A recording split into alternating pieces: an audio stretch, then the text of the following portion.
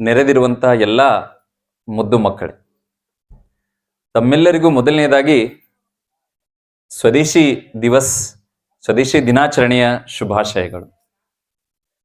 ಇವತ್ತು ನಾವೆಲ್ಲರೂ ಯಾಕೆ ನೆರೆದಿದ್ದೀವಿ ಅಂತೇಳಿ ತಮ್ಗೆ ಏನಾದ್ರೂ ಮಾಹಿತಿ ಅದನ ವಿದ್ಯಾರ್ಥಿನಿಯರು? ಇವತ್ತು ಯಾಕೆ ಸೇರ್ಕೊಂಡಿವಿ ನಾವು? ಏನ್ ಕಾರಣ ಅದ, ಏನ್ ವಿಶೇಷತೆ ಇದೆ ಇವತ್ತು ಈ ಕಾರ್ಯಕ್ರಮದ?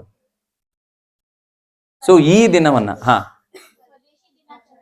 ಇವತ್ತು ಸ್ವದೇಶಿ ದಿನಾಚರಣೆ. ಎಷ್ಟದ ತಾರೀಕು ಇವತ್ತು? ಯಾವ ತಿಂಗಳು? ನವೆಂಬರ್ 30. ಪ್ರತಿ ವರ್ಷ ನವೆಂಬರ್ 30 ನಾವೆಲ್ಲರೂ ಇಡೀ ದೇಶಾದ್ಯಂತ ಯಾವ ರೀತಿ ನಾವೆಲ್ಲರೂ ಇವತ್ತಿಲ್ಲಿ ಸೇರಿದೀವಿ, ಈಗ ಸದ್ಯ ನಮ್ಮ ದೇಶದಲ್ಲಿ ಎಲ್ಲಾ ಕಡೆ ಈ ರೀತಿಯಾದಂತ ಕಾರ್ಯಕ್ರಮವನ್ನ ಆಯೋಜನೆ ಮಾಡಿದಾರ. ಕಾರಣ ಏನಂದ್ರೆ ಸ್ವದೇಶಿ ದಿವಸ. ಇಲ್ಲಿ ಒಂದು ಭಾವಚಿತ್ರ ಅದ, ಇಲ್ಲಿ ನೋಡಿದ್ರ ನೀವು? ಇಲ್ಲಿ ನಾನು ಕೈ ಮಾಡ್ತಾ ಇದ್ದೀನಲ್ಲ, ಅವರ ಹೆಸರು ಏನದ ಯಾರಿಗ ಗೊತ್ತು? ಅವ್ರ ಹೆಸರು ಸ್ವರ್ಗೀಯ ರಾಜೀವ್ ದೀಕ್ಷಿತ್ ಅಂತ ಹೇಳಿ ಅವ್ರ ಹೆಸರು. ಅವರು 1967ನೇ ಇಸ್ವಿ ನವೆಂಬರ್ 30ನೇ ತಾರೀಕಿನಿಂದ ಅವರು ಜನಿಸಿದರು. ಅವರು 43 ವರ್ಷಗಳ ಕಾಲ ಬಾಳಿದ್ರು. ಆಮೇಲೆ ಈ ದೇಶಕ್ಕಾಗಿ ಭಾರತ ಮಾತೆಗಾಗಿ ತಮ್ಮ ಆತ್ಮಾಹುತಿಯನ್ನು ಕೊಟ್ಟರು. ಆ ದಿನವೂ ಕೂಡ ನವೆಂಬರ್ 30 ಆಗಿತ್ತು. 2010 ನವೆಂಬರ್ 30ನೇ ತಾರೀಕು ಅವರು ಈ ದೇಶಕ್ಕಾಗಿ ಪ್ರಾಣಾರ್ಪಣೆಯನ್ನ ಮಾಡಿದರು. ಅವರು ಹುಟ್ಟಿದ್ದು ನವೆಂಬರ್ 30ನೇ ತಾರೀಕೆ, ಅವರು ನಿಧನರಾಗಿದ್ದು ನವೆಂಬರ್ 30ನೇ ತಾರೀಕು. ಸೊ ಈ ದಿನವನ್ನ ನಾವು ಸ್ವದೇಶಿ ದಿವಸ್ ಅಂತೇಳಿ ಆಚರಣೆ ಮಾಡ್ತೀವಿ. ಕೇವಲ 43 ವರ್ಷಗಳ ಕಾಲ ಅವ್ರು ಬಾಳ. ಎಷ್ಟು ವರ್ಷ? ಕೇವಲ 43 ವರ್ಷ. ಸೊ ಅವರ ಜನ್ಮ ದಿನವನ್ನ, ಪುಣ್ಯತಿಥಿಯನ್ನ ನಾವು ಸ್ವದೇಶಿ ದಿವಸ್ ಅಂತೇಳಿ, ಸ್ವದೇಶಿ ದಿನಾಚರಣೆ ಅಂತೇಳಿ ನಾವು ಆಚರಣೆ ಮಾಡ್ತೀವಿ. ನಾನು ಅವ್ರ ಬಗ್ಗೆ ಹೇಳೋಕ್ಕಿಂತ ಮುಂಚೆ ಈ ಸ್ವದೇಶಿ ಅನ್ನೋ ವಿಷಯ, ಈ ಶಬ್ದ, ಈ ವಿಚಾರದ ಬಗ್ಗೆ ಕೆಲವೊಂದು ಅಂಶಗಳನ್ನ ತಮ್ಮೆಲ್ಲರ ಜೊತೆ ಚರ್ಚೆ ಮಾಡ್ಬೇಕಂತೇಳಿ ನಾನು ಅನ್ಕೊಂಡಿದ್ದೀನಿ. ಇಲ್ಲಿ ಬರೀ ನಾನೇನು ಹೇಳಲ್ಲ, ತಮ್ಮ ಕಡೆಯಿಂದನೂ ಕೆಲವೊಂದು ಉತ್ತರಗಳು, ಪ್ರತಿಕ್ರಿಯೆಗಳು ಬರಬೇಕು ಅಂತೇಳಿ ನನ್ನ ಅಪೇಕ್ಷೆ. ಸ್ವದೇಶಿ ಈ ಶಬ್ದವನ್ನ ನಾನು ಇದೇ ಮೊದಲನೇ ಬಾರಿ ಕೇಳ್ತಾ ಇದ್ದೀನಿ ಅನ್ನೋರು ಯಾರ್ಯಾರಿದ್ದೀರಿ? ಇದೇ ಮೊದಲನೇ ಬಾರಿ ಕೇಳ್ತಾ ಇದ್ದೀನಿ ಸ್ವದೇಶಿ ಅನ್ನೋ ಶಬ್ದ. ಸರಿ, ಕೊನೆಗೊಬ್ಬ ಇದಾರಲ್ಲಿ ಕೈ ಎತ್ತಬೇಕು. ಇದೇ ಮೊದಲನೇ ಬಾರಿ ನಾನು ಸ್ವದೇಶಿ ಅನ್ನೋ ಶಬ್ದ ಕೇಳ್ತಾ ಇದ್ದೀನಿ ಅಂತೇಳಿ ಯಾರಾದ್ರೂ ಇದ್ರೆ ಕೈ ಎತ್ತಬೇಕು, ಬಲಗೈ ಮೇಲೆ ಎತ್ತಬೇಕು. ಅಲ್ಲಿ ಕೊನೆಗೊಬ್ಬ ಅದ. ಸರಿ, ಅಂದ್ರೆ ಉಳಿದವರೆಲ್ಲರೂ ನಮ್ಗೆ ಈ ಸ್ವದೇಶಿ ಅನ್ನೋ ಶಬ್ದ ಹಿಂದೆಲ್ಲ ಕೇಳಿದೀವಿ, ಅದ್ರ ಬಗ್ಗೆ ನಮ್ಗ ಸ್ವಲ್ಪ ಮಾಹಿತಿ. ಏನು ಸ್ವದೇಶಿ ಅಂದ್ರೆ?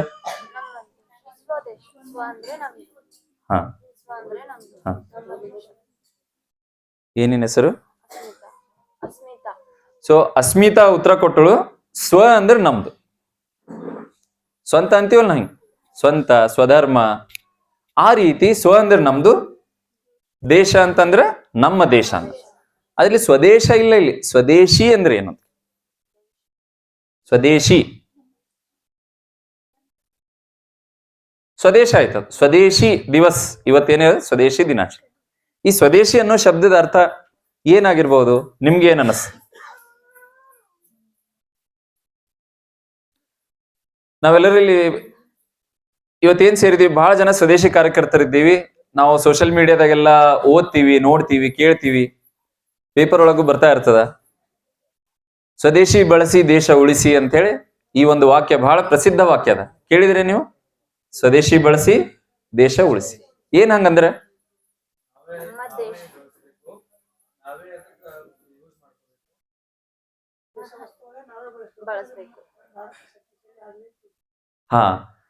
ನಾವು ತಯಾರು ಮಾಡಿರುವಂತಹ, ಅಂದ್ರೆ ನಮ್ಮ ದೇಶದಲ್ಲಿ ತಯಾರಾಗಿರುವಂತಹ ವಸ್ತುಗಳನ್ನ ನಾವು ಬಳಸಬೇಕು. ಅದರಿಂದ ನಮ್ಮ ದೇಶ ಸದೃಢ ಆಗ್ತದ. ಮತ್ತೆ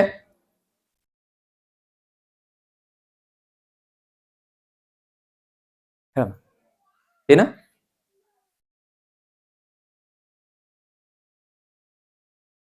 ಸ್ವದೇಶಿ ಅಂತಂದ್ರ ಈಗ ಸಾಮಾನ್ಯವಾಗಿ ನಾವ್ ಎಲ್ಲಾ ಕಡೆ ನೋಡೋದು ಕೇಳೋದು ಅನ್ಸೋದು ಏನಂತಂದ್ರ ನಮ್ಮ ದೇಶದಲ್ಲಿ ತಯಾರಾಗಿರೋ ಪ್ರಾಡಕ್ಟ್ಸ್ ಅನ್ನೇ ಉತ್ಪನ್ನಗಳನ್ನೇ ನಾವು ಬಳಸಬೇಕು ಅಂತ. ಬಳಸಿದಾಗ ಆ ಹಣ ನಾವು ಕೊಡುವಂತ ಖರ್ಚು ಮಾಡ್ತಾ ಇರುವಂತಹ ಹಣ ಎಲ್ಲ ನಮ್ಮ ದೇಶದಲ್ಲಿ ಉಳಿದು ನಮ್ಮ ದೇಶ ಆರ್ಥಿಕವಾಗಿ ಮತ್ತು ಎಲ್ಲಾ ರೀತಿಯಿಂದನೂ ಶಕ್ತಿಶಾಲಿ ಆಗ್ತದೆ, ಸದೃಢವಾಗ್ತದೆ ಅಂತ ಹೇಳಿ ನಮ್ಗೆ ಅನಿಸ್ತದೆ. ಅದು ಸತ್ಯ. ನಮ್ಮ ದೇಶವನ್ನ ಆಳಿದಂತ ಬ್ರಿಟಿಷರು ಮೊದಲು ನಮ್ಮ ದೇಶಕ್ಕೆ ಬಂದಿದೆ ಎದಕ್ಕಂದ್ರ ವ್ಯಾಪಾರ ಮಾಡೋ ಸಲುವಾಗಿ. ಈಸ್ಟ್ ಇಂಡಿಯಾ ಕಂಪನಿ ಅಂತ ಹೇಳಿ ನೀವೆಲ್ಲರೂ ಇತಿಹಾಸದಲ್ಲಿ ಓದ್ತೀರಿ. ಬ್ರಿಟಿಷರು ನಮ್ಮ ದೇಶಕ್ಕೆ ವ್ಯಾಪಾರ ಮಾಡೋ ಒಂದು ಕಾರಣವನ್ನು ಇಟ್ಕೊಂಡು ಇಲ್ಲಿ ಬಂದ್ರು ನಮ್ಮನ್ನು ಅನೇಕ ವರ್ಷಗಳ ಕಾಲ ಗುಲಾಮರನ್ನಾಗಿ ಮಾಡ್ತಾರೆ.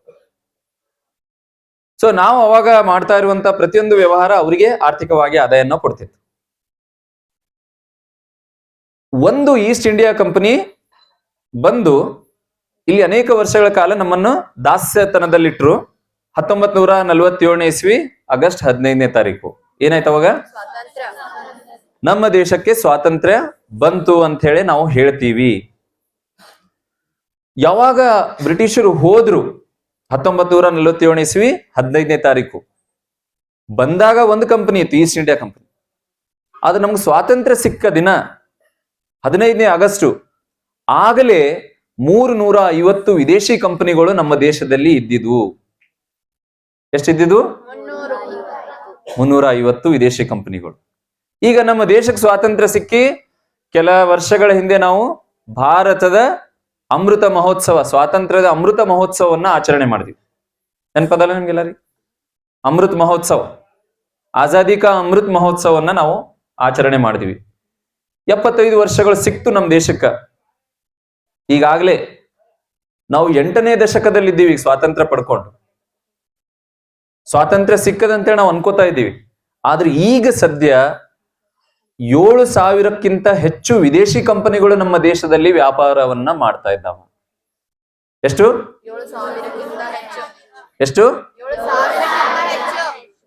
47ನೇ ಇಸ್ವಿನಲ್ಲಿ ಎಷ್ಟಿದ್ದು ಹೋಗುವಾಗ, ಬ್ರಿಟಿಷರ್ ಬಿಟ್ಟು ಹೋಗುವಾಗ? ಈಗ ಎಷ್ಟಾಗ್ಯಾವ? 20 ಪಟ್ಟು ಜಾಸ್ತಿ ವಿದೇಶಿ ಕಂಪನಿಗಳು ಇವತ್ತು ಭಾರತ ದೇಶದಲ್ಲಿ ವ್ಯಾಪಾರವನ್ನ ಮಾಡ್ತಾ ಇದ್ದಾವ. ವಿದೇಶಿ ಕಂಪನಿಗಳು, ಬೇರೆ ಬೇರೆ ದೇಶದ ಕಂಪನಿಗಳು ಇಲ್ಲಿ ವ್ಯಾಪಾರವನ್ನ ಮಾಡ್ತಾ ಇದ್ದಾವ. ಚಾಕ್ಲೇಟ್ ಮಾರಾಟ ಮಾಡ್ತಾ ಇದ್ದಾರ, ಮ್ಯಾಗಿ ಮಾರಾಟ ಮಾಡ್ತಾ ಇದ್ದಾರ, ಲಿಪ್ಸ್ಟಿಕ್ ಮಾರಾಟ ಮಾಡ್ತಾ ಇದ್ದಾರ, ಪೌಡರ್, ಕ್ರೀಮ್, ಈ ರೀತಿ ಅನೇಕ ವಸ್ತುಗಳು ನಮಗೆ ಗೊತ್ತಿಲ್ಲದೇನೆ ನಾವು ಅದನ್ನ ಬಳಸ್ತಾ ಇದ್ದೀವಿ. ಈಗ ನಾವೇ ಇದಕ್ಕೆ ಉತ್ತರ ಕೊಡಬೇಕು. ನಾವು ಈಗೇನ್ ಭಾರತ ದೇಶಕ್ಕೆ ಸ್ವಾತಂತ್ರ್ಯ ಸಿಕ್ಕದೋ ಏನು, ಹಿಂದಿನಕ್ಕಿಂತನೂ ನಾವು ಜಾಸ್ತಿ ಗುಲಾಮರಾಗಿದ್ದೀವಿ. ನೀವ್ ಹೇಳ್ಬೇಕು, ಸ್ವಾತಂತ್ರ್ಯ ಸಿಕ್ಕದ ನಮ್ಮ ದೇಶಕ್ಕ ಏನು ಇನ್ನೂ ಹೆಚ್ಚಿಗೆ ಗುಲಾಮರಾಗಿದ್ದೀವಿ ನಾವು? ಸಿಕ್ಕದಾದ್ರೂ 7,000 ಕಂಪನಿಗಳು ಅದಾವಲ್ಲ, ನಾವು ಕೊಡ್ತಾ ಇರೋ ಹಣ ಆ ಎಲ್ಲಾ ಕಂಪನಿಗಳು ತಮ್ಮ ದೇಶಕ್ಕೆ ಹೋಯ್ತಾ ಇದ್ದಾರೆ. ಇನ್ನೂ ಜಾಸ್ತಿ ಗುಲಾಮರಾಗಿದ್ದೀವಿ ನಾವು, ಹಿಂದಿಗಿಂತನೂ ಜಾಸ್ತಿ ಗುಲಾಮರಾಗಿದ್ದೀವಿ. ಇಷ್ಟೇ ಬ್ರಿಟಿಷರು ಈಗ ಸದ್ಯ ನಮ್ಮ ದೇಶದಲ್ಲಿ ಇಲ್ಲ. ಬ್ರಿಟಿಷರ್ ಇಲ್ಲ, ಆದ್ರೆ ನಾವು ಕೊಡೋ ಹಣ ವಿದೇಶಕ್ಕೆ ಹೋಗ್ತಾ ಇದೆ.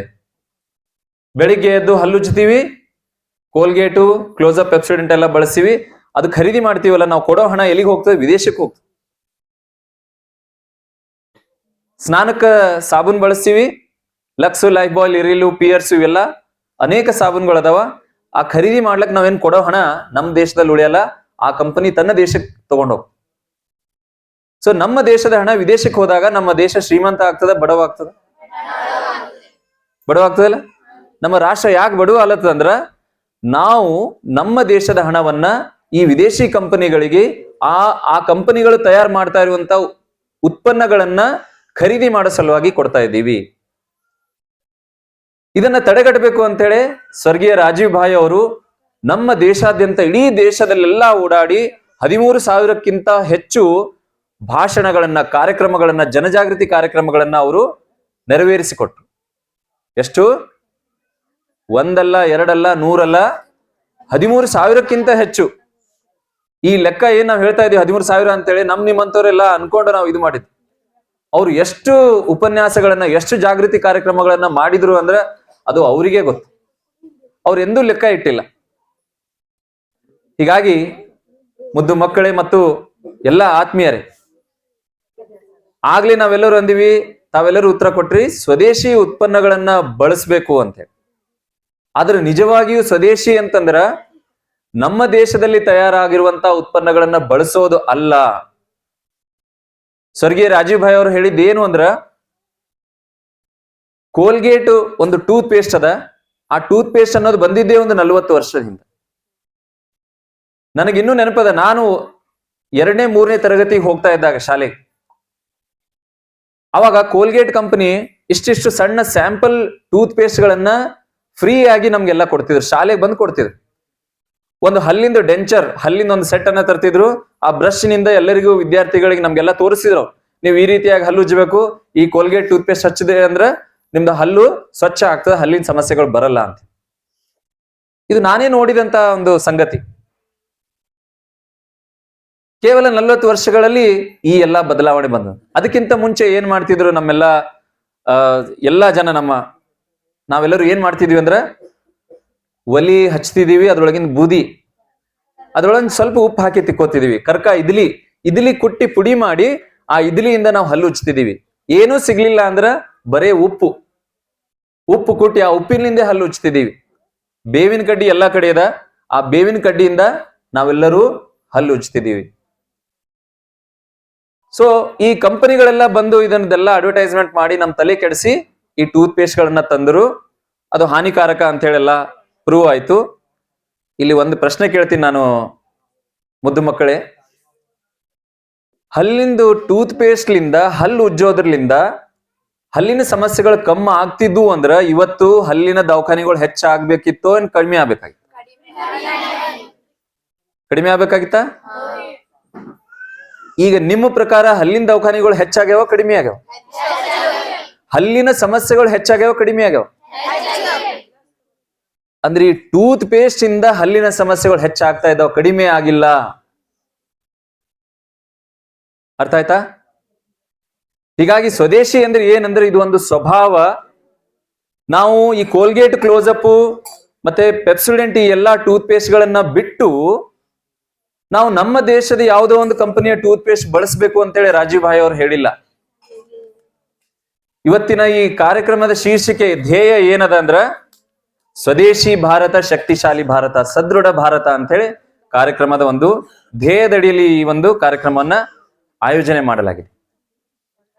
ನಾವು ಕೋಲ್ಗೇಟ್ ಅನ್ನ ಬಿಟ್ಟು ಬೇರೆ ಯಾವುದೋ ನಮ್ಮ ದೇಶದ ಕಂಪನಿಯ ಟೂತ್ ಪೇಸ್ಟ್ ಬಳಸಬೇಕು ಅಂತೇಳಿ ರಾಜೀವ್ ಭಾಯ್ ಹೇಳಿಲ್ಲ. ಅದು ಸ್ವದೇಶಿ ಅಲ್ಲ. ಸ್ವದೇಶಿ ಅನ್ನೋದು ಒಂದು ಸ್ವಭಾವ. ರಾಜೀವ್ ಭಾಯ್ ಅವರು ಯಾವಾಗ್ಲೂ ಹೇಳ್ತಿದ್ರು ಸ್ವದೇಶಿ ಮಾನೆ ಸಸ್ತಾ ಅಂತ ಹೇಳಿ. ಸ್ವದೇಶಿ ಅಂದ್ರೇನು? ಸಸ್ತಾ, ಯಾವುದು ಕಡಿಮೆ ಬೆಲೆಯಲ್ಲಿ ಸಿಗ್ತದ ಅದು ಸ್ವದೇಶಿ ವಸ್ತು. ರಾಜೀವ್ ಭಾಯ್ ಹೇಳಿದ್ದೇನು ಅಂದ್ರ, ನೀವು ಯಾವ ಟೂತ್ ಪೇಸ್ಟ್ ಅನ್ನು ಬಳಸಬೇಡ್ರಿ, ಯಾವ ಟೂತ್ ಪೌಡರ್ ಅನ್ನು ಬಳಸಬೇಡ್ರಿ, ಬೇವಿನ ಕಡ್ಡಿಯಿಂದ ಹಲ್ಲು ಉಜ್ಜಿರಿ ಅಂತ. ಆಗ್ಲೇ ಆಕಾಶ್ ಅವರು ಒಂದು ಬಹಳ ಭಕ್ತಿಪೂರ್ಣವಾದಂತ ಒಂದು ಹಾಡಿನಿಂದ ಈ ಕಾರ್ಯಕ್ರಮ ಆರಂಭ ಮಾಡಿದ್ರು. ಅವರು ಹೇಳ್ತಾ ಇದ್ರು, ಅವರ ಕಾಲೇಜಿನ ಜೀವನದಿಂದ ರಾಜೀವ್ ಭಾಯ್ ಅವರ ವಾಣಿಯಿಂದ, ಅವರ ವಿಚಾರಗಳಿಂದ ಪ್ರೇರಿತರಾಗಿ ಅವರು ಎಲ್ಲ ಕಾರ್ಯವನ್ನ ಮುಂದುವರಿಸ್ತಾ ಇದ್ದಾರಂತೆ. ನಾನು ಕೂಡ 2011 ಇಸ್ವಿನಲ್ಲಿ ಗುಲ್ಬರ್ಗಾ ವಿಶ್ವವಿದ್ಯಾಲಯದಲ್ಲಿ ಎಂಫಿಲ್ ಮಾಡ್ತಾ ಇದ್ದಾಗ ರಾಜೀವ್ ದೀಕ್ಷಿತರ ಉಪನ್ಯಾಸಗಳನ್ನ ಕೇಳಿ ನನಗೂ ತುಂಬಾ ಪ್ರೇರಣೆ ಆಯ್ತು. ನಾನು 2011ರಿಂದ ಈಗ ಯಾವ ಇಸ್ವಿನಲ್ಲಿ ಇದ್ದೀವಿ ನಾವು? 2025, 14 ವರ್ಷಗಳಿಂದ ನಾನು ಯಾವುದೇ ಟೂತ್ ಬ್ರಷ್, ಟೂತ್ ಪೇಸ್ಟ್ ಅನ್ನ ಬಳಸಲ್ಲ.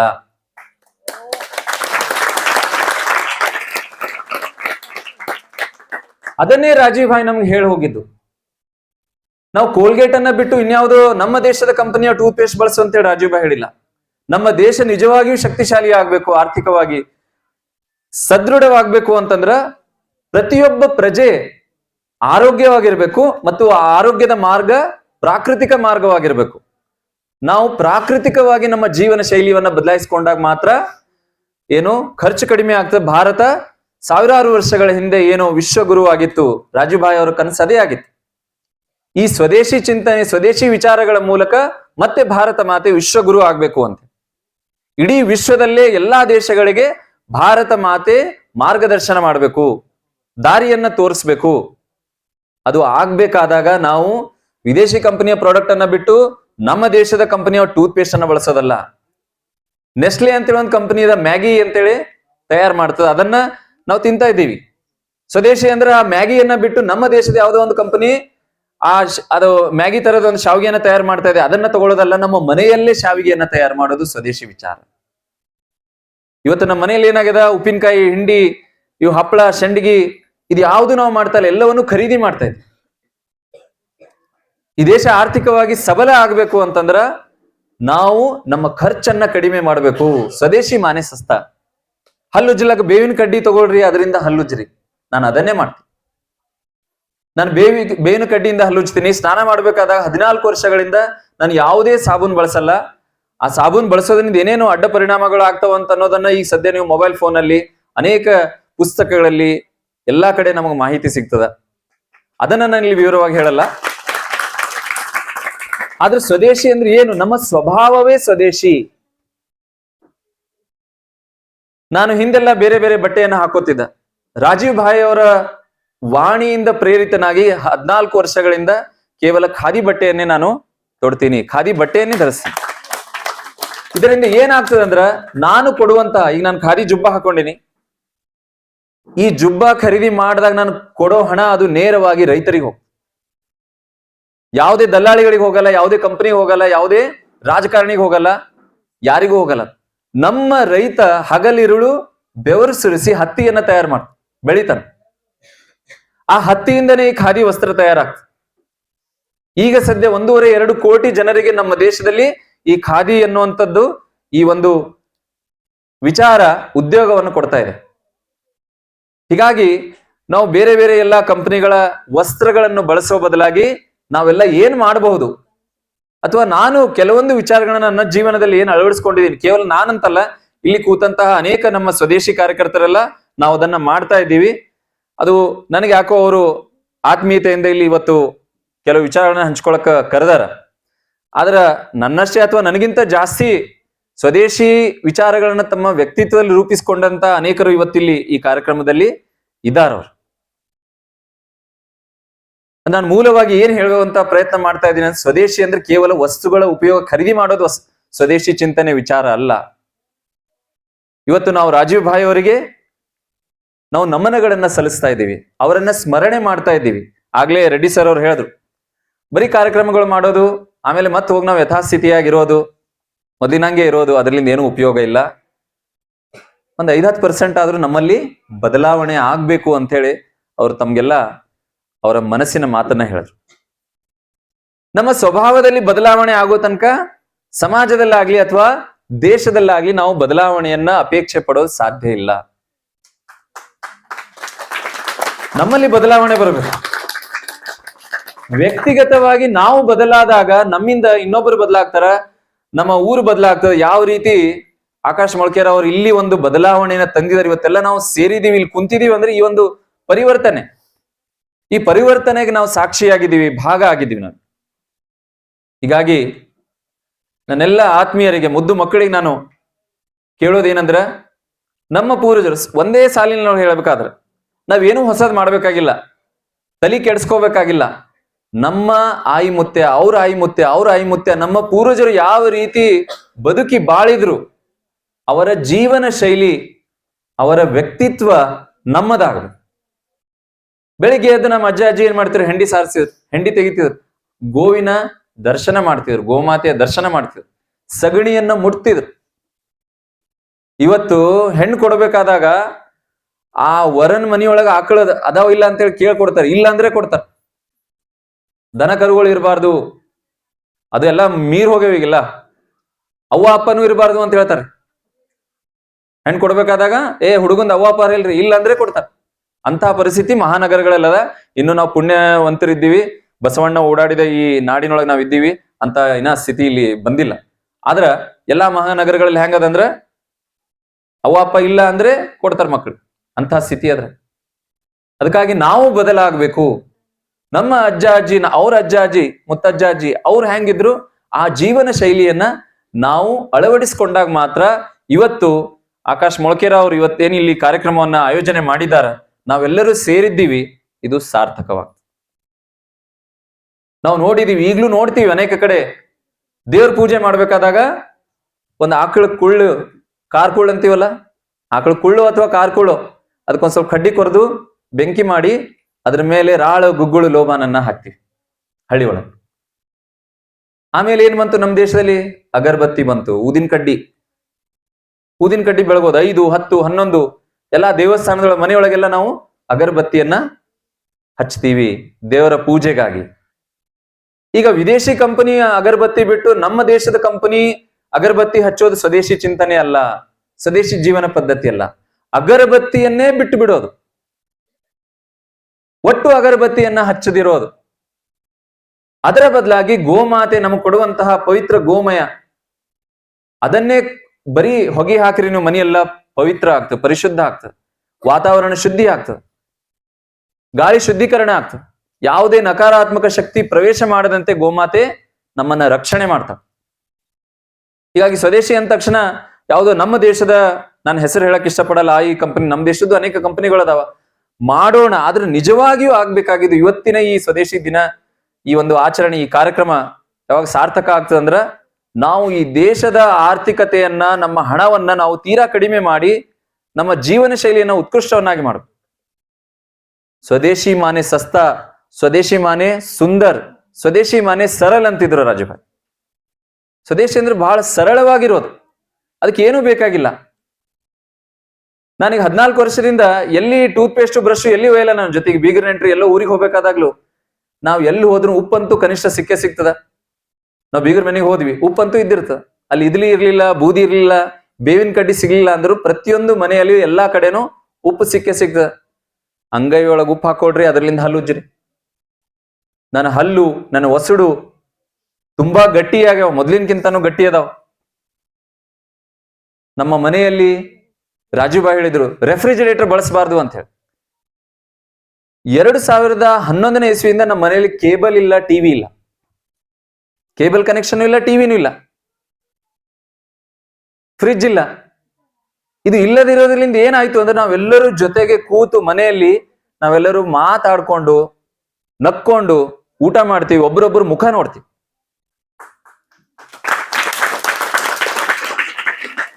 ರಾಜುಬಾಯಿ ಹೇಳಿದ್ರು ಟಿವಿ ಅನ್ನೋದು ಇಡಿಯಟ್ ಬಾಕ್ಸ್ ಅದ, ಮನುಷ್ಯನ ಬುದ್ಧಿ ಕೆಡಿಸೋ ಸಲುವಾಗಿ ಟಿವಿಯನ್ನ ತೆಗೆದಾರ ಅಂತ ಹೇಳಿ.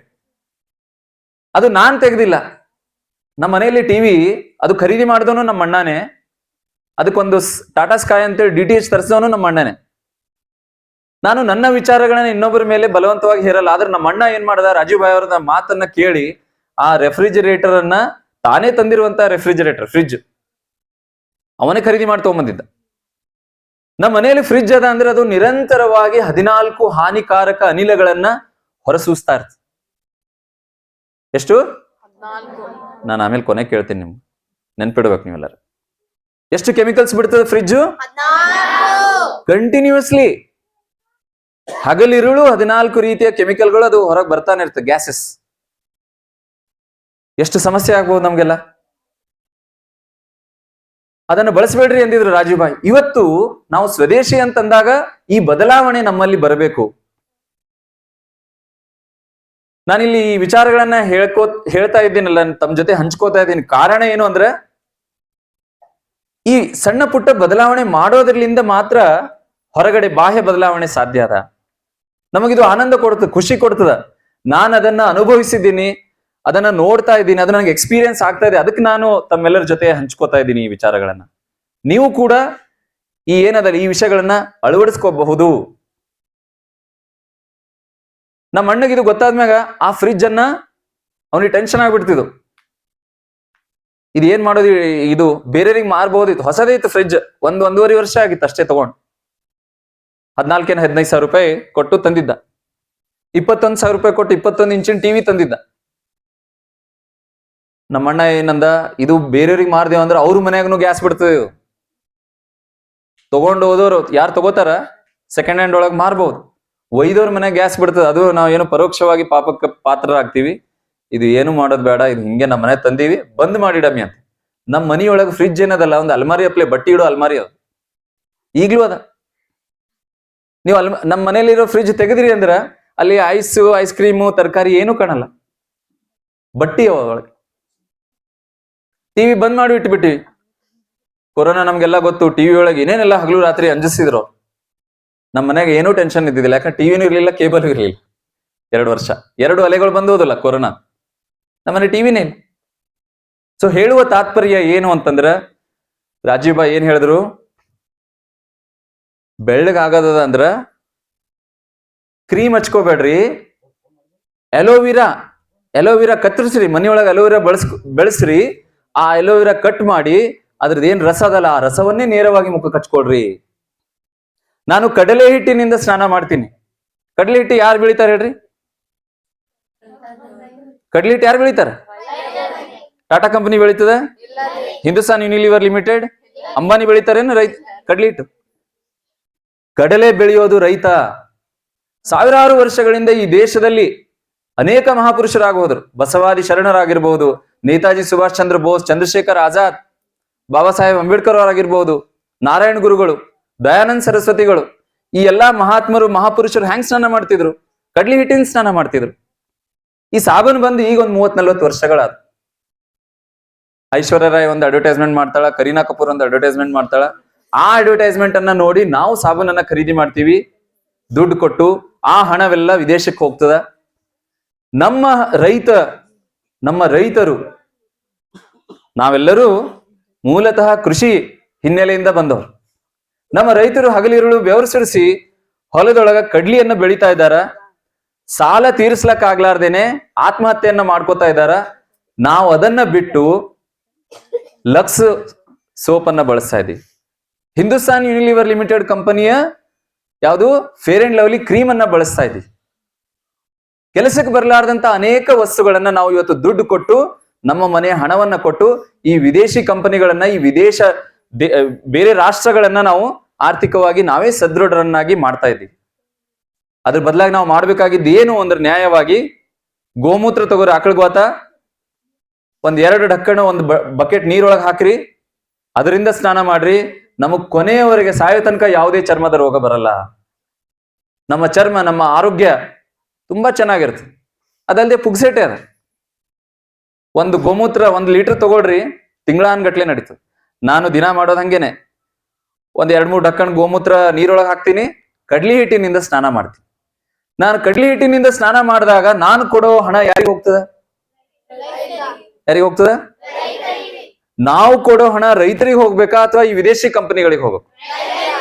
ನಾವು ಕೊಡುವ ಹಣ ರೈತರಿಗೆ ಹೋಗ್ಬೇಕಾ ಅಥವಾ ವಿದೇಶಕ್ಕೆ ಹೋಗ್ಬೇಕು? ನಮ್ಮ ರೈತರು ಆರ್ಥಿಕವಾಗಿ ಶ್ರೀಮಂತರಾಗ್ಬೇಕಾ ಅಥವಾ ಈ ಬೇರೆ ದೇಶದವ್ರು ಶ್ರೀಮಂತರಾಗ್ಬೇಕು? ಆಗ್ಬೇಕಾ? ನಾವ್ ಏನ್ ಮಾಡ್ಬೇಕು? ಅದಕ್ಕಾಗಿ ಏನ್ ಮಾಡ್ಬೇಕು? ನಾವು ಸ್ನಾನ ಎದ್ರಲಿಂದ ಮಾಡ್ಬೇಕು? ಕಡ್ಲೆ ಹಿಟ್ಟಿಂದ ಸ್ನಾನ ಮಾಡ್ಬೇಕು. ಹೇಳೋದ್ ಬಾಳ ಸರಳ ಅದ, ಇಲ್ಲೇನದ ಮಜಾ ಗೊತ್ತದ? ಹೇಳೋದ್ ಬಾಳ ಈಸಿ ಅದ. ಸಾಬೂನ್ ಏನಿರ್ತದೆ ಕೈದಾಗ ಹಿಂಗ್ ಹಿಡಿಯೋದು ಮಜಾನೇ ಬೇರೆ. ಕಡಿಲಿ ಇಟ್ಟು ಒಂದ್ ಬಟ್ಲಾಗಿಡ್ಬೇಕು. ಐಶ್ವರ್ಯ ರಾಯ್ ಅಡ್ವರ್ಟೈಸ್ಮೆಂಟ್ ನೋಡಿರ್ತೀವಿ ನಾವು, ಅದ್ರ ಹಂಗ ಆಗ್ಬೇಕಾಗತ್ತಲ್ಲ. ಈಗ ಐಶ್ವರ್ಯ ಯಾವ್ದು ಸಾಬೂನ್ ಹಚ್ಕೊಂಡೊಳಗೆ ಗೊತ್ತಿಲ್ಲ, ಆದ್ರೆ ನಿಮಗ್ ಏನ್ ಹೇಳ್ತಾಳೆ ಅಂದ್ರೆ ಲಕ್ಸಿ ಹಚ್ಕೊಡ್ರಿ ನೀವು ಅಂತಾಳ. ಸ್ನಾನ ಮಾಡ್ಬೇಕಾದಾಗ ಇವೆಲ್ಲ ಮರ್ತು ಹೋಗ್ತೀವಿ ನಾವು. ಹೇಳ್ತಾ ಇದಲ್ಲ, ಈಗೆಲ್ಲ ಕೇಳಕ್ ಚಲೋ ಅನಿಸ್ತದ, ಹೌದೌದ್ ಅಂತೀವಿ ನಾವು. ಮತ್ತೆ ನಾಳೆ ಹೋಗಿ ಬೆಳಿಗ್ಗೆ ಆಗ್ಲಿ ಅಂದ್ರಲ್ಲ ರೆಡ್ಡಿ ಸರ್ ಅವರು, ನಮ್ಮಲ್ಲಿ ಬದಲಾವಣೆ ಬರಬೇಕು. ನಾಳೆ ಬೆಳಿಗ್ಗೆ ಎದ್ದು ಅಥವಾ ಇವತ್ತು ಸಾಯಂಕಾಲ ಮತ್ತೆ ಹೋಗಿ ಮುಖ ತಗೋಬೇಕಾದ್ರೆ ಸಾಬೂನೇ ಬೇಕಾಗ್ತದೆ. ಸಾಬೂನ್ ಇಲ್ದೆ ಮುಖ ತೊಳ್ಕೊಳಕ್ ಆಗಲ್ಲ, ಸ್ನಾನ ಮಾಡ್ಲಕ್ ಆಗಲ್ಲ. ಮತ್ ಭಾರತ ದೇಶ ಹೆಂಗ್ ಉದ್ಧಾರ ಆಗ್ಬೇಕು? ನಮ್ಮ ರೈತ ಈ ಸಾಲದಿಂದ ಹೆಂಗ ಹೊರಗೆ ಬರಬೇಕು? ನಮ್ಮ ಸಮಾಜ, ನಮ್ಮ ರೈತರು, ಈ ಭಾರತ ಏನಾಗಬೇಕು? ಸಾಲ ಮುಕ್ತ ಭಾರತ ಆಗ್ಬೇಕು. ನಮ್ಮ ದೇಶದ ಮ್ಯಾಗೂ ಸಾಲ ಅದ ಬಹಳ. ನಮ್ಮ ಸಮಾಜ ಅಪರಾಧ ಮುಕ್ತವಾಗ್ಬೇಕು. ಭಾರತ ಎಂತ ರಾಷ್ಟ್ರ ಆಗ್ಬೇಕಂದ್ರೆ ಅಪರಾಧ ಮುಕ್ತ ಆಗ್ಬೇಕು, ಅನ್ನಯುಕ್ತ ಭಾರತ ಆಗ್ಬೇಕು.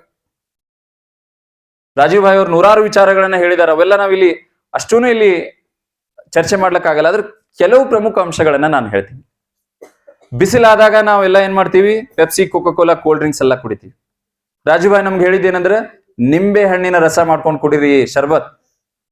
ನಿಂಬೆ ಹಣ್ಣು ಯಾರು ಬೆಳಿತಾರ? ಸೊ ನಾವು ಪೆಪ್ಸಿ, ಕೋಕಾ ಕೋಲಾ ಕುಡಿದಾಗ ಆ ಕಂಪನಿಗಳಿಗೆ ಹೋಗ್ತದೆ. ರಾಜೀವ್ ಭಾಯಿ ಹೇಳ್ಯಾರದನ್ನ, ನೀವು ಒಂದು ಪೆಪ್ಸಿ ಬಾಟಲ್ ಅನ್ನ ಬೊಗಣಿ ಒಳಗೆ ಹಾಕಿ ಕಾಯಿಸಿ ಒಂದು 20 ನಿಮಿಷ ಕುದಿಸ್ರಿ, ನೀರೆಲ್ಲ ಆವಿಯಾಗಿ ಕೊನೆಗೆ ಡಾಂಬರ್ ಉಳಿತದೆ. ರೋಡ್ ಮಾಡೋ ಡಾಂಬರ್ ಇರ್ತಲ್ಲ, ಕಾರ್ಬನ್ ಡೈಆಕ್ಸೈಡ್ ಪ್ಯೂರ್ ಅದು ಉಳಿತದ. ಟಾರ್ ಅಂತೀವಿ ನಾವು ಅದನ್ನ ಕುಡಿತಾ ಇದ್ದೀವಿ ನಾವು. ನಾವು ಉಸಿರಾಡೋದೇನು? ನಿಶ್ವಾಸ ಏನ್ ಮಾಡ್ತೀವಿ? ಹೌದಾ? ಅದು ನೀವು ಪೆಪ್ಸಿ ಕೋಕಾ ಕುಡಿಲಕ್ ಪ್ರಯತ್ನ ಮಾಡ್ರಿ, ಒಳಗ್ ಹೋಗಲ್ಲ ಅದು, ಯಾಕಂದ್ರೆ ಅದು ಕಾರ್ಬನ್ ಡೈಆಕ್ಸೈಡ್ ಅದ. ಅಂದ್ರೂ ತುರುಕಿ ತುರುಕಿ ನಾವು ಕುಡಿತೀವಿ, ಹೌದಿಲ್ಲ? ಹೋಗ್ತಾ ಇಲ್ಲ, ಹಂಗೆ ಬಲವಂತ ಮಾಡೋದು. ಯಾಕೆ ಈ ಕ್ರಿಕೆಟರ್ಸ್ ತೋರಿಸ್ತಾರ, ಬೇರೆ ಬೇರೆ ಎಲ್ಲ ಹೀರೋ ಹೀರೋಯಿನ್ಸ್ ತೋರಿಸ್ತಾರ, ಅವರು ನೀವು ಪಿಜ್ಜಾ ತಿನ್ರಿ, ಅದ್ರ ಜೊತೆ ಕೋಕಾ ಕುಡಿರಿ, ಪೆಪ್ಸಿ ಕುಡಿರಿ ಅಂತ ಹೇಳಿ ಅಡ್ವರ್ಟೈಸ್ಮೆಂಟ್ ತೋರಿಸಿ ನಮ್ಮ ತಲೆಯನ್ನ ಭ್ರಷ್ಟ ಮಾಡ್ತಾ ಇದಾರ. ಹೀಗಾಗಿ ರಾಜೀವ್ ಬಾಯಿ ಏನ್ ಹೇಳ್ತಿದ್ರಂದ್ರ, ನಿಂಬೆ ಹಣ್ಣಿನ ಶರ್ಬತ್ ಕುಡಿರಿ, ಮಜ್ಜಿಗೆ ಕುಡಿರಿ. ಈ ಭಾರತ ದೇಶ ಎಂತದ್ದು ಅಂದ್ರ, ಇಲ್ಲಿ ಹಾಲಿನ ಸಮುದ್ರ ಹರಿತಿದ್ದು ಮುಂಚೆ. ಪ್ರತಿಯೊಂದು ಮನೆಯಲ್ಲಿ 30-40 ಗೋಗಳು ಇರ್ತಿದ್ವು, ಹಾಲು ಸಿಕ್ತಿತ್ತು, ಮೊಸರು, ಮಜ್ಜಿಗೆ, ತುಪ್ಪ ಇದೆಲ್ಲ ಸಿಕ್ಕಾಪಟ್ಟೆ ಇರ್ತಿತ್ತು. ಈಗ ಊಟ ಮಾಡ್ತಾ ಇದೀವಿ, ಏನು ಬಿಸ್ಕೆಟ್ ತಿಂತಾ ಇದ್ದೀವಿ, ಏನೇನೋ ಕಚರ, ಕೆಲ್ಸಕ್ಕೆ ಬರ್ಲಾರ್ದೆಲ್ಲ ಕಸವನ್ನ ತಿಂದು ನಮ್ಮ ಆರೋಗ್ಯವನ್ನು ಹಾಳು ಮಾಡ್ಕೋತಾ ಇದ್ದೀವಿ. ದುಡ್ಡು ಹೋಗ್ತಾ ಇದೆ, ಆರೋಗ್ಯನೂ ಹಾಳಾಗ್ತಾ ಇದೆ, ದೇಶ ಬಡವಾಗ್ತಾ ಇದೆ. ಅದಕ್ಕೆ ರಾಜೀವ್ ಭಾಯಿ ಅವ್ರ ಎಲ್ಲಾ ವಿಚಾರಗಳನ್ನ ನಾವು ತಗೊಂಡಾಗ ಅದರಲ್ಲಿ ಆರ್ಥಿಕತೆ ಅದ, ಆರೋಗ್ಯ ಅದ ಮತ್ತು ಪರಿಸರ ಸಂರಕ್ಷಣೆ ಅದ. ನಮ್ಮ ಊಟದ ತಟ್ಟೆಯಲ್ಲಿ ಯಾವಾಗ್ಲೂ ಏನಿರ್ಬೇಕಂದ್ರೆ ಹಾಲು, ಮೊಸರು, ತುಪ್ಪ, ಹೈನು ಇರಬೇಕು. ಅದಕ್ಕೆ ನಾನೊಂದು ಮಾತನ್ನೇ ಹೇಳ್ತೀನಿ, ನೀವು ಪುನರುಚ್ಚಾರಣೆ ಮಾಡ್ಬೇಕು. ನಾನು ಹೇಳ್ತೀನಿ, ದೂದ್ ದಹಿ ಥಾಲಿ ಮೇ, ನೀವೆಲ್ಲರೂ ಅನ್ಬೇಕು ಪೆಪ್ಸಿ ಕೋಲಾ ನಾಲಿ ಮೇ ಅಂತ. ದೂದ್ ದಹಿ ಥಾಲಿ ಮೇ, ಊಟ ಮಾಡಿರಿ ಮುಂಜಾನೆ? ಊರೊಳಗೆ ಎಲ್ಲರೂ ಕೇಳ್ಬೇಕು ಯಾರು ಬಂದಾರ ಅಂತ ಹೇಳಿ, ಎಲ್ಲಿಂದ ಹೊಂಟದ ಅವಾಜ್ ಅಂತ ಕೇಳ್ಬೇಕು. ಪೆಪ್ಸಿ ಕೋಲಾ ನಾಲಿ ಮೇ ಅನ್ನೋದು ಅವ್ರಿಗೆ ಸ್ಪಷ್ಟವಾಗಿ ಕೇಳಿಸ್ಬೇಕು. ಹೇಳ್ತಾರಷ್ಟು ಜೋರಾಗಿ, दूध दही थाली में, दूध दही थाली में, दूध दही थाली में. ಮೊದಲೆಲ್ಲ 20 ವರ್ಷ 30 ವರ್ಷ ಮೊದಲು 1 ಕ್ವಿಂಟಲ್ ಚೀಲಗಳು ಇರ್ತಿದ್ವು. ಆಮೇಲೆ ಏನದು 50 kg ಚೀಲಗಳು ಬಂದು. ಈಗ 50 kg ಎತ್ತೋರು ಯಾರು ಇಲ್ಲ, 5 ಕಿಲೋ 10 ಕಿಲೋ ಚೀಲಗಳು ಬಂದವು. ಗೊತ್ತದ? ಯಾಕಂದ್ರೆ ಹಿಂದೆಲ್ಲ ಹಾಲು, ಮೊಸರು, ತುಪ್ಪ, ಮಜ್ಜಿಗೆ ಎಲ್ಲ ಕುಡಿತಿದ್ವಿ. ಈಗ ನಾವೆಲ್ಲ ಏನ್ ಮಾಡ್ತಾ ಇದೀವಿ ಅಂದ್ರೆ ಪೆಪ್ಸಿ, ಕೋಕಾ ಕೋಲಾ ಇದನ್ನೆಲ್ಲ ಕುಡಿತಾ ಇದ್ವಿ. ಅದಕ್ಕೆ ನಾನು ಇನ್ನೊಂದು ಮಾತನ್ನ ಹೇಳ್ತೀನಿ, ಇಲ್ಲಿ ನೀವು ಮತ್ತೆ ರಿಪೀಟ್ ಮಾಡಿ. ಇಲ್ಲಿ ಹೆಂಗಿದ್ರು ಹಿಂದೆಲ್ಲ ಅಂದ್ರ ಹಾಲು, ಗೋವಿನ ಹಾಲನ್ನ ಕುಡಿದು ಕುಸ್ತಿ ಹಿಡಿತಿದ್ರು. ಹಂಗ ಪೈಲ್ವಾನ್ಗಳು ಇದ್ರು ಮುಂಚೆ ಎಲ್ಲ. ನಾವೆಲ್ಲ ನೋಡ್ತೀವಲ್ಲ, ಕೋಟೆಗಳೆಲ್ಲ ದೊಡ್ಡ ದೊಡ್ಡ ಕಲ್ಲುಗಳು ಹೆಂಗ್ ಎತ್ತುತ್ತಿದ್ರು, ಅವರು ಕೈಯಿಂದನೇ ಎತ್ತುತ್ತಿದ್ರು, ಅಷ್ಟು ಶಕ್ತಿ ಇತ್ತು ಅವ್ರ ಹತ್ರ. ಹೆಂಗ? ಗೋವಿನ ಹಾಲನ್ನ ಕುಡಿತಿದ್ರು. ಅದಕ್ಕೆ ನಾನು ಹೇಳ್ತೀನಿ, ಹಾಲು ಕುಡಿ ಕುಸ್ತಿ ಹಿಡಿ, ನೀವೆಲ್ಲರೂ ಅನ್ಬೇಕು ಪೆಪ್ಸಿ ಕುಡಿ ಲಾಗ ಹೊಡಿ. ಹಾಲು ಕುಡಿ ಕುಸ್ತಿ ಹಿಡಿ, ಪೆಪ್ಸಿ ಕುಡಿದ್ರೆ ಲಾಗ ಹೊಡಿತಾರ. ಪೆಪ್ಸಿ ಅಂದ್ರೆ ಬರೀ ಪೆಪ್ಸಿ ಅಲ್ಲ, ಬಾಟಲ್ನ ಹೊರಗಡೆ ಸಿಗಂತ ಯಾವುದೇ ಪಾನೀಯ ಡ್ರಿಂಕ್ಸ್ ಕುಡಿತೀವಲ್ಲ, ಅದು ಕುಡಿದ್ರೆ ಲಾಗಾನೆ ಹೊಡ್ಕೊತ ಹೋಗ್ಬೇಕು.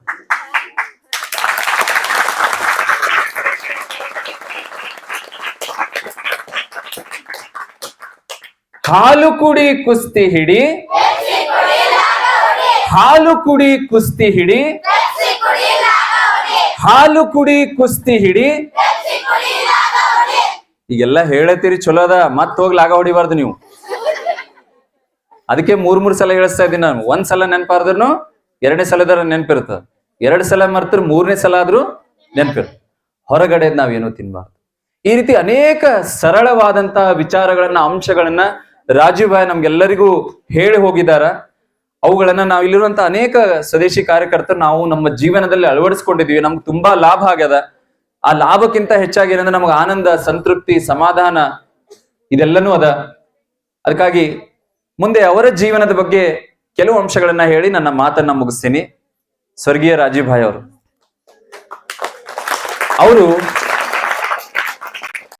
1967ನೇ ಇಸ್ವಿ ನವೆಂಬರ್ 30ರಂದು ಉತ್ತರ ಪ್ರದೇಶದ ಅಲಿಗಢ್ ಜಿಲ್ಲೆಯ ನಾ ಅನ್ನುವಂತ ಒಂದು ಊರಿನಲ್ಲಿ ಅವರು ಜನಿಸಿದ್ರು. ಅಲಿಗಢ್ ಜಿಲ್ಲೆ, ಹೌದು, ನಾಹ,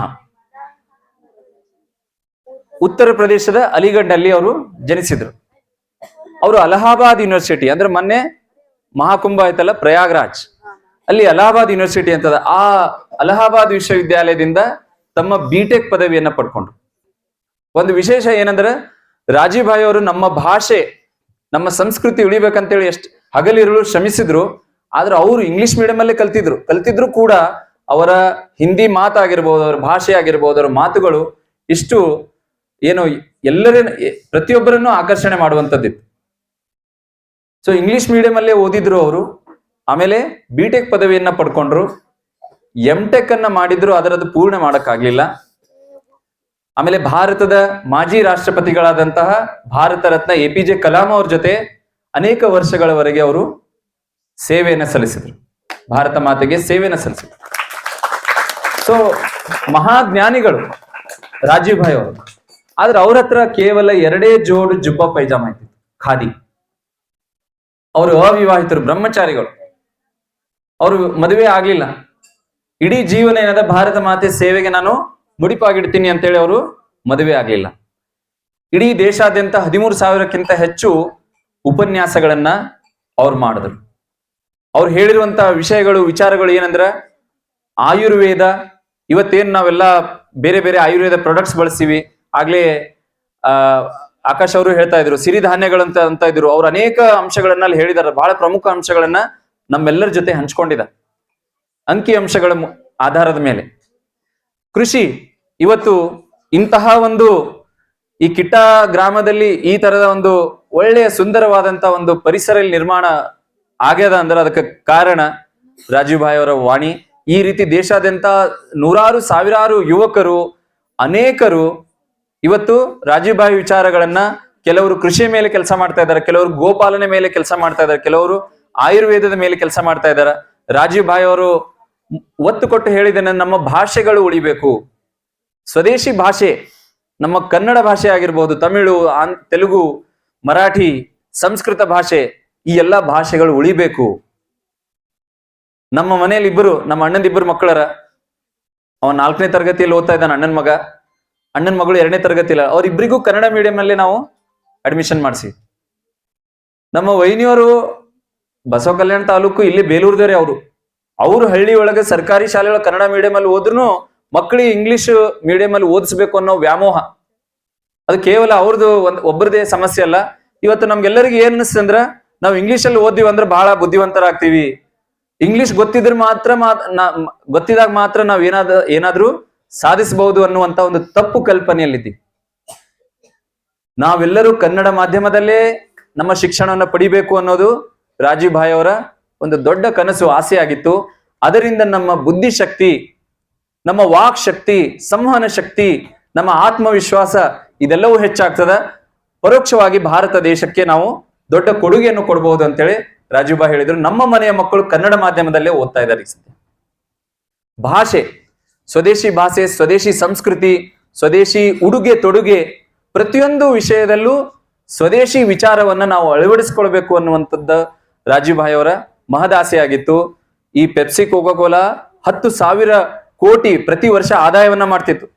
ಕೇವಲ ಅವರ ಜನಜಾಗೃತಿ ಕಾರ್ಯಕ್ರಮಗಳಿಂದ, ಅವರ ಉಪನ್ಯಾಸಗಳಿಂದ 7,000 ಕೋಟಿ 8,000 ಕೋಟಿವರೆಗೂ ಅವರು ಹಾನಿಯನ್ನು ಅನುಭವಿಸ್ತಾ ಇದ್ರು.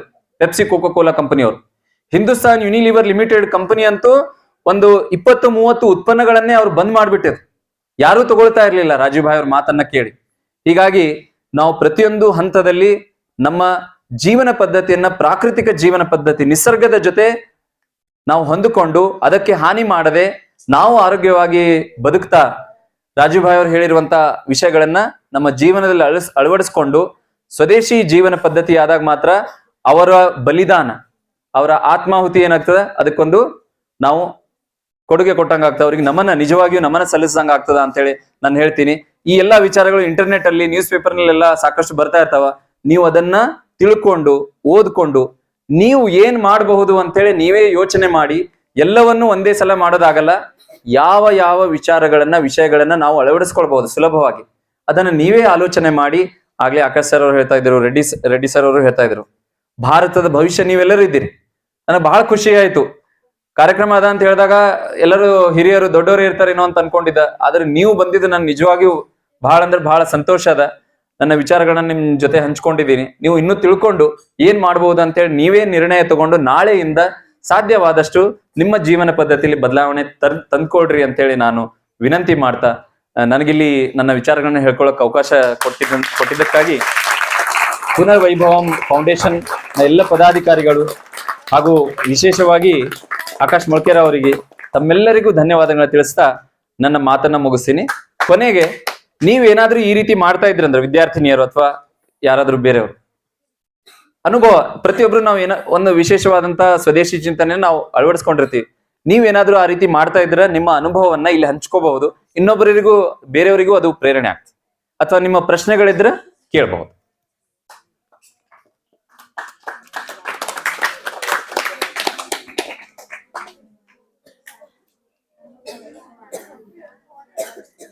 ಸ್ವದೇಶಿ